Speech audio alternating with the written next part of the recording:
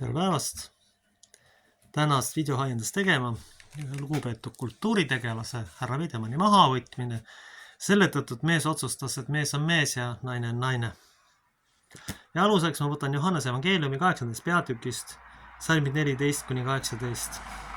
Jeesus kostis, isegi kui ma enese kohta tunnistan, on minu tunnistus õige, sest ma tean, kus ma olen tulnud ja kuhu ma lähen, aga teie ei tea, kus ma olen tulnud ja kuhu ma lähen. Teie mõistate kohut maailma kombel, mina ei mõista kohut kellegi üle. Aga kui ma mõistangi kohut, siis on minu otsus õige, sest mina ei ole üksi, vaid minuga on isa, kes on minu saatnud ja seepeale on ka teie seadusesse kirjutatud, et 2 inimese tunnistus on õige. Mina ise olen tunnistajaks enese kohta ning minu kohta tunnistab isa, kes on mind saatnud. Nii, seltsimehed peavoolust võtsid maha härra Veidemanni, kes osutus üllataval kombel täiesti rollis ja normaalseks meheks ja ütles, et igasuguse lolluse ja homopropaganda tegemine peavoolu televisioonis on keelatud. Aga grupp seltsimehi kangutas nii kaua, kui sai mehest lahti. Tegemist on väga mõjuka tegelasega, kes on saanud ordeneid ja kes on pikaaegse ühiskonna arvamusega. See tähendab, grupil psüühikahäiretega tüüpidel on võim. Kujuta äkki, et me kuultame varastamise normaalsuseks näiteks. No näed, et see tüüp ütles, et varastamine on ebanormaalne, võtame davai tüübi maha. Nii. See ei ole ajutine probleem, see pikaaegne probleem. Põhiline osa ühiskonna, kooli ja kõige turvariskidest tuleb tegelikult rolli nihke kultiveerimisest üldse. Me lagundame kõigepealt perekonnad ära, me viime olukorra nii kaugele, et ühiskonnas ei ole võimalik elada normaalselt ära, kui üks perekonnast tööle käib. Või teine variant, me teeme niimoodi, et näete, kui teil seda elustandardit ei ole, siis te inimene ei ole. Nii, kujutame ette, et olude sunnil jäetakse lapsed ripakile. Ja paratamatu on, et turvarisk tõuseb ja paratamatu on see, et tehakse rohkem asju, mida ei peaks tegema, sest lastel, eriti poistel, puuduvad eeskujud. Kui ikka isa on kogu aeg tööl ja ema on kogu aeg tööl, no mis head nahka saab tulla. Ja nüüd mees, kes arvas, et 20 sugu ei ole normaalsus, et mingisuguse rollinihkega perekolla kultiveerimine ei ole normaalsus, pannakse tema asemel seltsimees Valner, kes on lihtsalt neile truusulane. Kes on leitud agenda poolt sobilik inimene, tõenäoliselt kelle maailmavaatega see suhestub. Okei, mehel on maailmavaade, tõenäoliselt ta siis oli sobiv kandidaat. Mind teeb hoopis murelikuks see, et me saadame kogu ühiskonna sõnumi. See rolli nihe on ju niigi juba õudne. See on kohutavaks muutunud. Kui palju on ühiskonnas, ma ei räägi üldse ühiskonna kihtides, üldse pole tähtis, kus mingi amet on. Isegi riik ei ole tähtis. Kogu lääne tsivilisatsioon on rollinihke tõttu tegelikult välja suremas. Mehed ei saa edasi anda juhtumist, distsipliini ja teadmisi.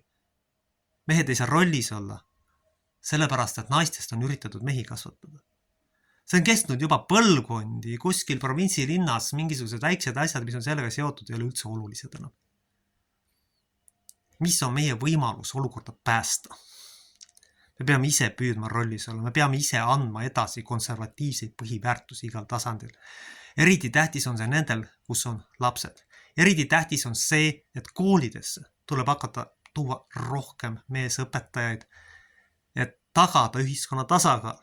Isegi kõige parema tahtmise juures, isegi kõige naiselikum ja rollis naine tegelikult ei mõista meest päris lõpuni. See on paratamatu, see on kogu aeg nii olnud ja see tõenäoliselt ka mitte kunagi muutu. Et selle tõttu on juba koolides vaja meesõpetajad, et poisid näeksid seda, kuidas mees mõtleb. Eriti kui me arvestame seda, et enamik on lahutatud, neil ei ole mees eeskuju või teda näeb isa nagu kuuvarjutust, siis oleks mingigi variant ja võimalus näha, kuidas mees mõtleb. Sest kui poiss on kogu aeg naiskeskkonnas, siis ta lihtsalt ei harjugi mõtlema.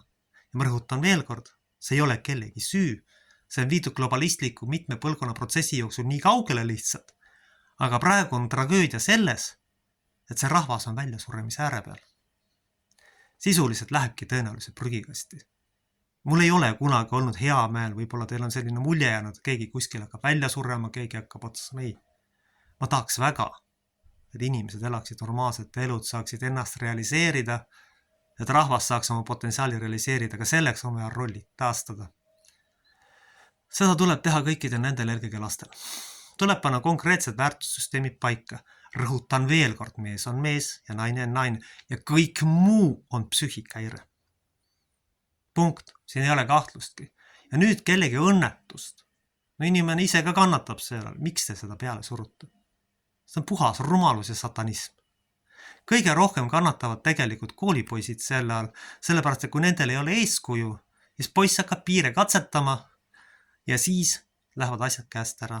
Ja tegelikult on vastutavas hoopis need tüübid, kes on lõhkunud perekonna praeguse situatsiooni ees, kus on mingil määral tõusnud turvariskid. Liberaalne ideoloogia, mida esindab näiteks seltsimees Valner, on samamoodi otseselt sellest vastutav. See on niimoodi kavalalt reserveeritud, et ega ma aru ei saa. Et haritud asutuste töö on tegelikult selle tõttu raskendatud, et ühiskonnas kultiveeritakse rollinihet. Et see on normaalsus. Kõikidel tasanditel kusjuures. Kogu lääne tsivilisatsioonis. Meestel on siin tegelikult kutsun mehi üles olema kannatlik, pikameelne, näitama eeskuju, selgitama, püüma välja selgitada poiste talente. See on väga tähtis.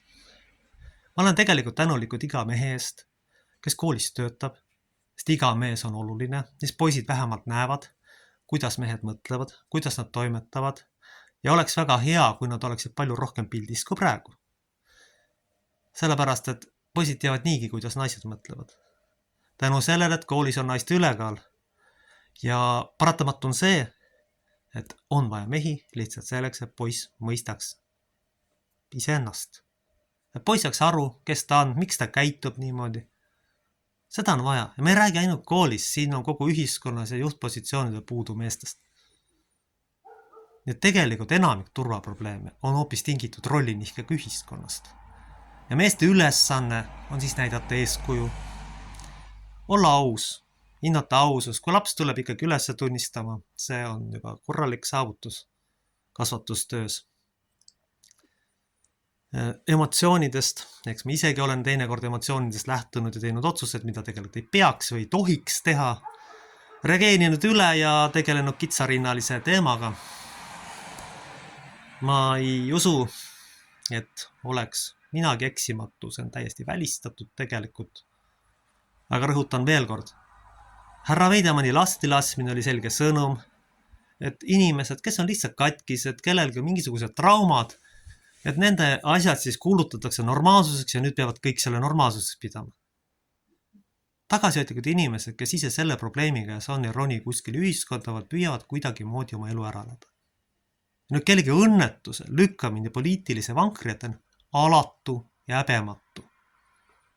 Teiste inimeste kannatuste peal teenimine ei ole viisakas ja poliitiliselt korrektne, vaid see on ohtlik ja mõnitab just neid inimesi. Praegu on ühiskonna probleem on rollis meeste puudus kogu ühiskonnas. Et rollis meest tuleb kasvatada sellega, et püüame olla eeskuju. Jah, väga raske on olla eeskuju siis, ma võin omast käes seda kinnitada, kui sul on vähe eeskujusid olnud. See on väga raske üles ehitada, sest see eeldab tegelikult teadmisi psühhiaatriast, sensitiivsust ja jumal teab vida ja kui seda ei ole, siis saab su elu olema tohutult rist ja viletsus. See on kahjuks kurb fakt. Nii et härra Veidemanni tagasi survestamine on tegelikult märk selleks, et rollis mehed on kuulutatud ühiskonna vaenulikuks, ühiskonna ohtlikuks. Ja see on väga ohtlik tendents, mis viib lõpuks selleni, et kõik rollis mehed kinni pannakse juhtpositsioonidelt minema lüüakse. Aamen.